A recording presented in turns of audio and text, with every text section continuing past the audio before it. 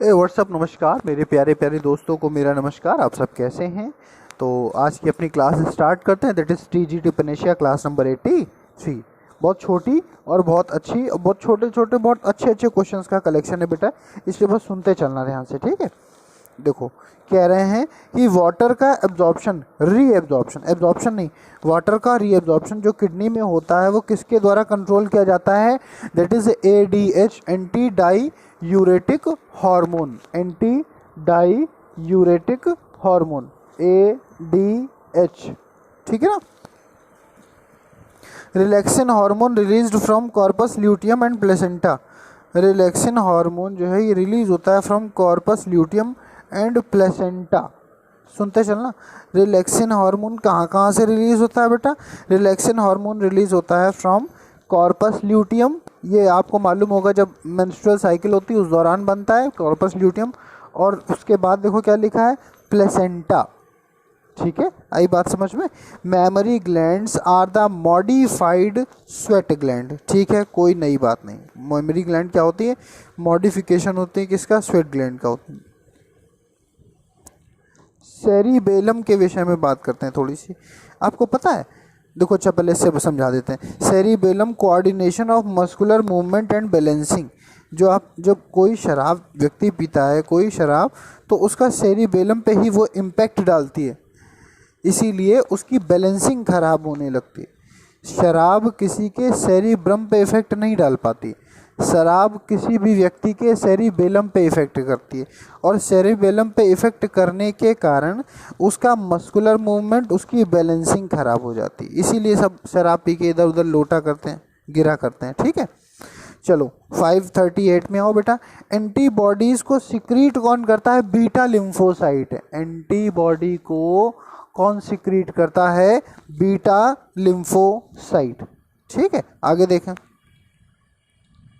Antibody को कौन secrete करता है? Beta lymphocyte. एंटीबॉडीज कौन कौन सी होती हैं? जैसे IgA, IgG, IgM, IgE, ठीक है ना, बात समझे? ये एंटीबॉडीज के फॉर्म्स हैं, टेक्सचर्स हैं उनके, ठीक है। जैसे IgE ये तब बड़ा होगा, IG नाम की एंटीबॉडी तब बड़ी होगी जब आपकी बॉडी में बहुत ज़बरदस्त एलर्जी हो रही हो। तो इस तरह से सब में अपना अपना कोई ना कोई एक रीज़न होता है कि किसके आने पर वो एंटीबॉडी ज़्यादा बनती है। तो IgE ये जो है, ये IgE इओसिनोफिल, जैसे ना इओसिनोफिल काउंट बढ़ जाता है, वो इसी कारण से बढ़ता है कि जब किसी के शरीर में एलर्जी होती है, बार बार एलर्जी हो रही, चाहे वो फूड एलर्जी हो, चाहे वो किसी फ्लावर से एलर्जी हो जाए या किसी स्मेल से एलर्जी हो जाए, तो ये IgE नाम की एंटीबॉडी बढ़ जाती है उसके शरीर में। चलो भाई, मोलस्का जो होते हैं उनका जो शेल होता है उसको क्या कहते हैं हम? मेंटल। मोलस्कन्स के सेल को क्या कहते हैं? Mantle, MANTLE। The cells of molluscans are called mental.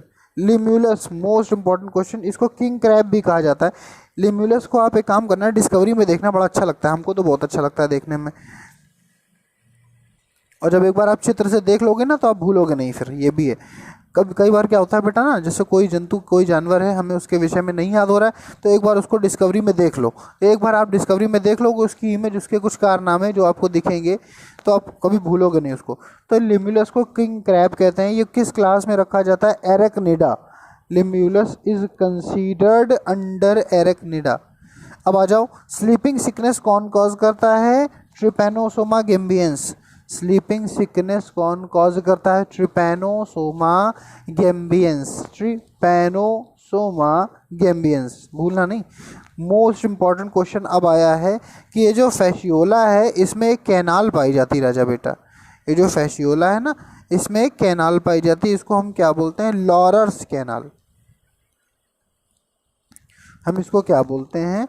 लॉरर्स canal. सुनते चलना, Laurer's canal is found in Fasciola. Laurer's canal पाई जाती है, किस में पाई जाती है? फैशियोला में पाई जाती है, ठीक है ना। अब तो नहीं भूलोगे ना। Shells of mollusc mantle. Limulus king crab belongs to class arachnida. Trypanosoma causes sleeping sickness. Laurer's canal किस में पाई जाती है? फैशियोला। चलो आगे बढ़ते हैं भाई।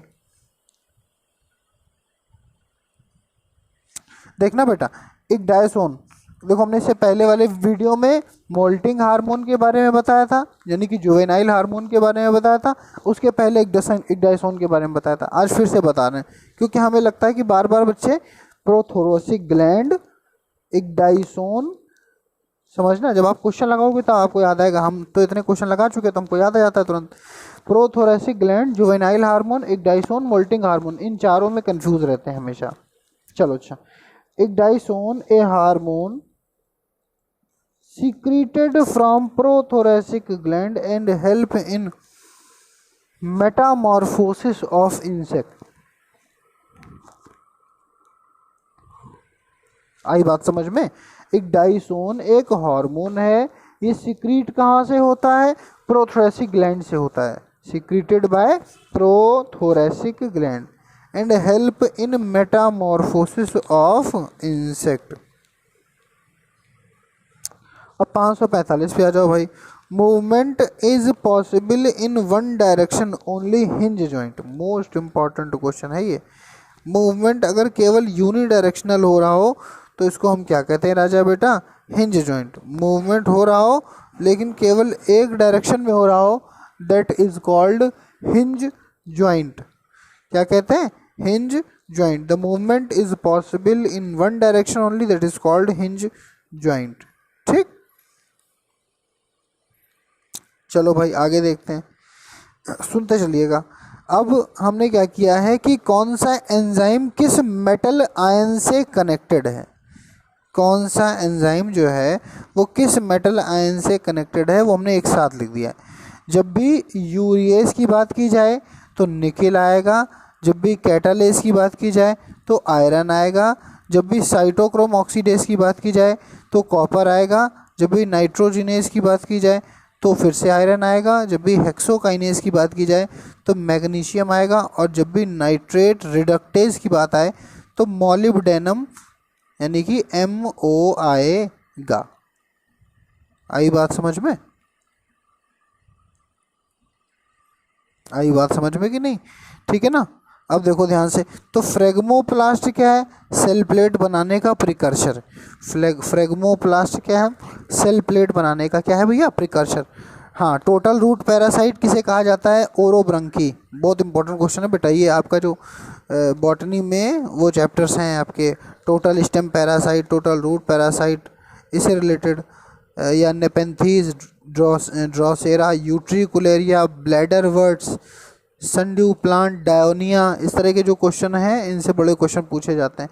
कौन सा टोटल स्टेम पैरासाइट है, कौन सा ऑब्लिगेट स्टेम पैरासाइट है, कौन सा ऑब्लिगेट रूट पैरासाइट है, इसे एक क्वेश्चन आ जाता है। तो हमने आपको जो बताया ये क्या है? Total root parasite orobanche. Total root parasite that is orobanche. ठीक है। और आज की स्लाइड का सिंपल सा और लास्ट क्वेश्चन कि जो डाई एटम की शेल होती हैं, जो डाई एटम्स की शेल होती हैं वो किसकी बनी होती हैं? तो आपको बोलना है सिलिका की बनी होती हैं। आई बात समझ में? एक बार रिवीजन कर लेते हैं हम लोग आज की क्लास का।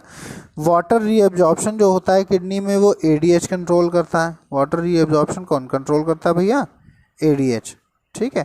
रिलैक्सिन हार्मोन कहाँ से निकलता है? कॉर्पस ल्यूटियम से निकलता है, प्लेसेंटा से निकलता है। Memory gland modified sweat gland है।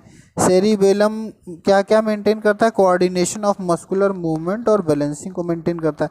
एंटीबॉडी कौन सी क्रिएट करता है? Beta lymphocyte.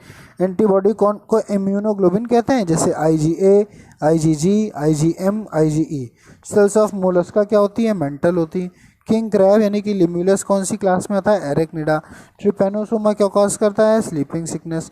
लॉरर्स कैनाल किस में पाई जाती है बेटा? फैशियोला।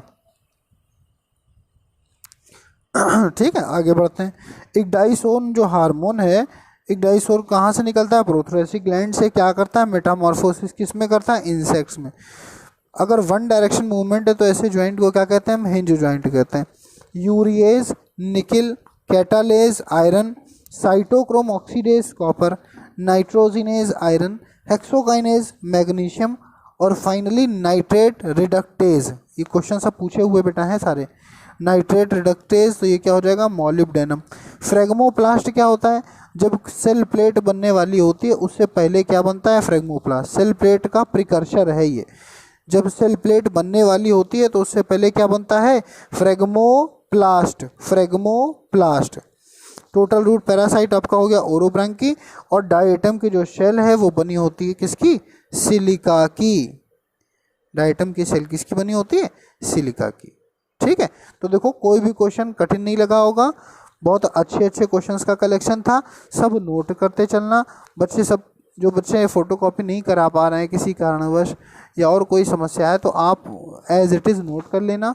और जैसे कभी कभार क्या होता है, हमारे नोट्स बनाने में कुछ गलतियां हो जाती हैं, स्पेलिंग मिस्टेक्स हो जाती हैं, तो आप किताब से अपनी स्पेलिंग्स, अपनी चीज़ें थोड़ा सा सही कर लिया करो। हमसे कभी कभार गलती हो जाती है, हम थोड़ा जल्दी में रहते हैं क्योंकि बहुत सारा काम होता है इस वजह से। ठीक है, तो एक बार आप अपनी चीज़ों को मैच कर लिया करो, ठीक है, बुक से। तो बस बाकी कोई दिक्कत नहीं। आपका चैप्टर कल दे नहीं पाए थे, इसलिए आज हमने मॉर्निंग में ही इसको कंप्लीट कर दिया। ठीक है ना, thank you so much, bye bye, good morning.